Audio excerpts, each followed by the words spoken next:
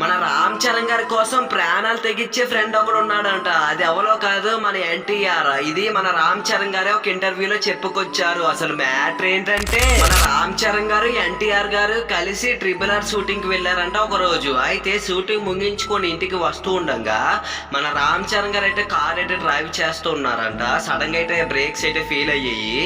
దానిలో ఒక కుక్కనైతే మళ్లించి ఒక చెట్టుకైతే ఢీ కొట్టాడంట మన రామ్ చరణ్ గారు. పక్కన కూర్చున్న మన ఎన్టీఆర్ గారికి అయితే ఒక చెట్టు యొక్క కొమ్మలు అయితే మనకైతే మన ఎన్టీఆర్ గారికి అయితే కొద్దిగా అయితే దెబ్బలు అయితే తగిలాయి ఆ యొక్క తలకి. అయినప్పటికీ మన రామ్ చరణ్ గారికి కాలు ఫ్రాక్చర్ అయ్యి ఎంతగానో ఏడుస్తున్నారంట. అయినప్పటికీ మన ఎన్టీఆర్ గారికి అయితే తల మొత్తం అయితే గాయాలు తగిలాయంట. అయినప్పటికీ మన రామ్ చరణ్ గారి కోసం కార్ అయితే డ్రైవింగ్ చేసుకుంటూ ఏకంగా 50 కిలోమీటర్లు అయితే హాస్పిటల్లో ఉంటే హాస్పిటల్లోకి తీసుకువెళ్లారంట భయ్య మన రామ్ చరణ్ గారిని. రామ్ చరణ్ గారు ఒక ఇంటర్వ్యూలో తారకి తగిలిన దెబ్బ చాలా పెద్దది, అయినా